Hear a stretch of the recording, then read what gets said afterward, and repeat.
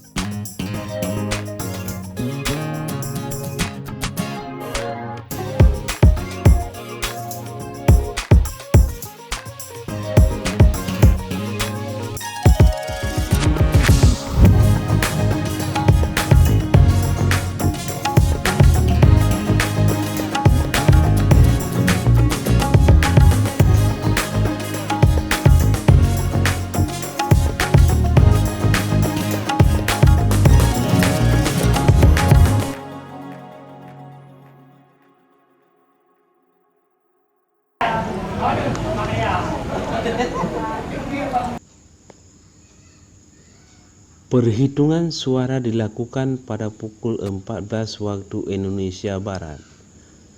Perolehan suara masing-masing kandidat yakni 01 130 suara, 02 23 suara, 03 33 suara, 04 27 suara dan 05 274 suara.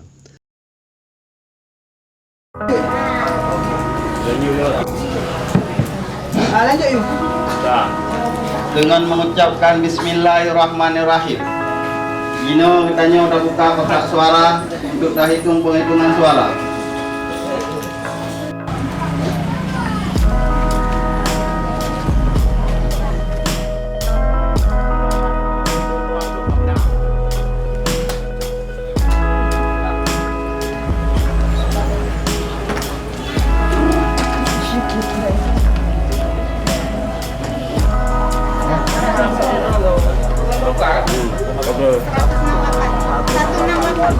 Sah untuk suara sah untuk nomor kandidat 01.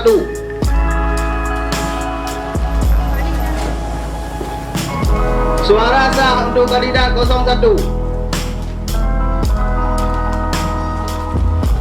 Suara sah untuk kandidat 03. Suara sah untuk kandidat 03.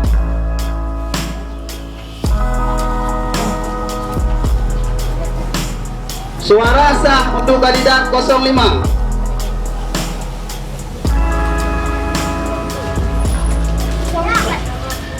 Suara sah untuk kandidat 05.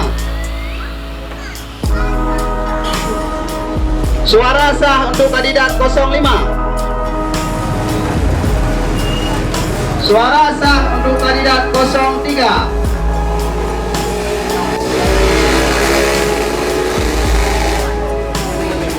Suara sah untuk kandidat 05. Sah untuk kandidat 02. Sah untuk kandidat 05. Sah untuk kandidat 01. Sah untuk kandidat 05. Sah untuk kandidat 01.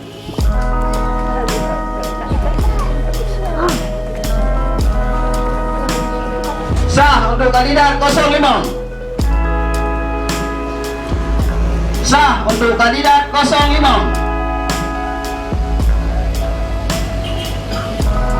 Sah untuk kandidat 01.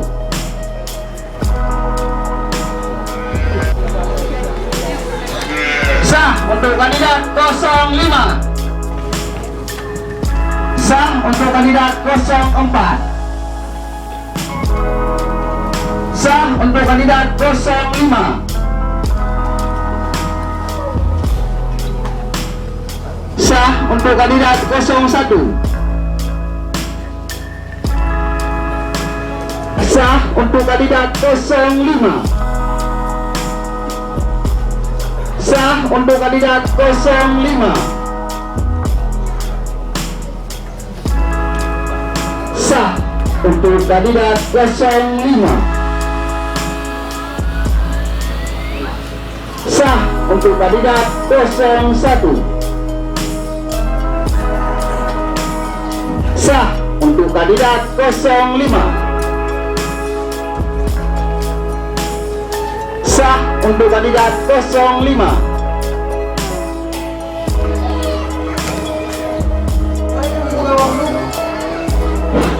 Jadi lampu tak kosong.